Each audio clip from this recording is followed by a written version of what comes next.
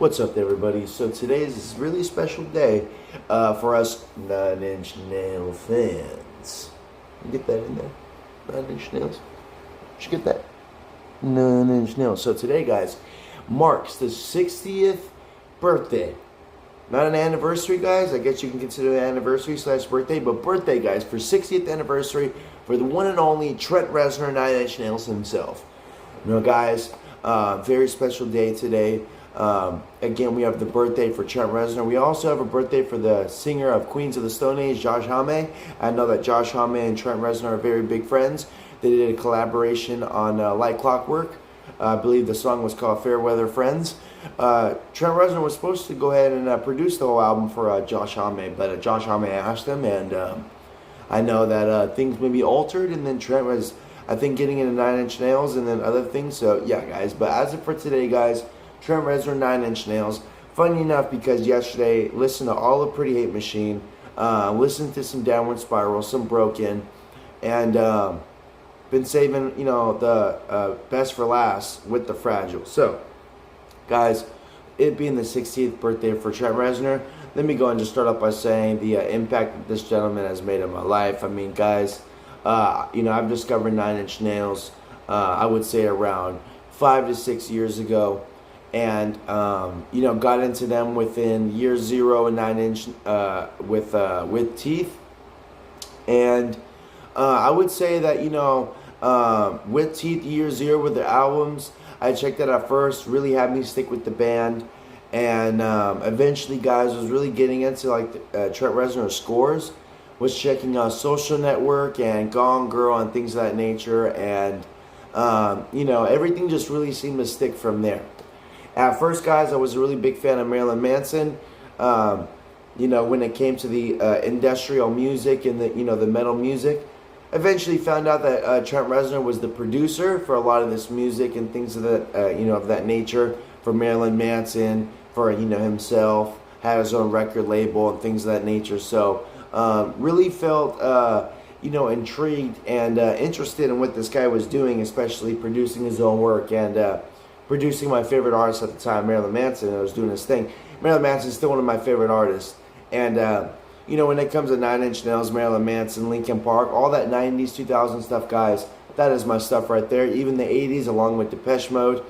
I mean, even, you know, the new stuff that we're getting, guys, with Sleep Token. I mean, music has always been my life.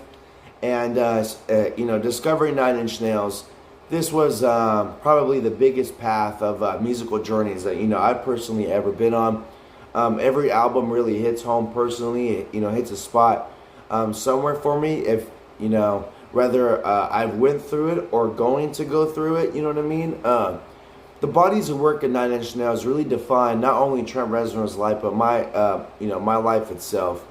Along with albums starting off with Pretty Hate Machine, the, you know, relatability there, Broken, going through the Downward Spiral, feeling fragile, you know, with life, you know, having to use force with, you know, using force with Teeth, ending up in year 0, you know, eventually surrounded by ghosts, and having the hesitation marks, and you know, dealing with things that aren't the actual events, adding violence at times, and you know, sometimes, you know, you're dealing with relationships with bad witches, and eventually you end up with ghost locusts. So, funny enough, guys, you know, put that all together. That's the Nine Inch Nails catalog, fit that all in there, and then sometimes you're left with, and all that could have been. You know, that's what you're stuck with, is the past and all that could have been. So, guys, again, Trent Reznor, you know, this gentleman right here, guys, is still currently going on tour in 2025. The last tour that Nine Inch Nails has done was in 2022. That is when I've seen them. And guys, you know, Trent Reznor and Atticus Ross have recently released a festival for you know, the tours that, you know, that are going to be coming in November. It's going to be composing scores. It's going to be with Trent Reznor, Atticus Ross, John Carpenter, and Goblin, and so on, guys. A lot of musical composers from the 80s. You know, 70s with John Carpenter and things of that nature, guys. So, Trent Reznor announced that festival a couple of days ago, and I'm seeing the hype about it with the Trent Reznor composing fans. the Nine Inch Nail fans, and especially just, those soundtrack loving fans, man. I'm one of them. This is what I love about music and movies, is the soundtracks, is the motion picture, everything that goes in, into the overall art of the project is really taken into consideration. And I've yet to go to a festival where they play these beats, nightclub feel, instrumental feel, but you know what, when it comes to John Carpenter, Goblin, and people of that nature, guys, those are the masters of it, and I'm hoping I can squeeze that in 2025. But other than that, guys, Trent Reznor, the last work that we've got from him was The Gorge, which was the horror/romance movie with Miles Teller and Anna Del Rey Joy or something like that, guys. So really good stuff right there, guys. Really enjoyed that soundtrack from The Gorge. We got Challengers, a lot of stuff Trent's been doing. He's recently going to release Tron, and hopefully some 9 Inch Nails stuff to go along with that. So other than that, guys, Trent Reznor is one of those artists that has really just been making an impact since the late 80s with 9 Inch Nails, and still to this day, guys. I mean, really, still to this day.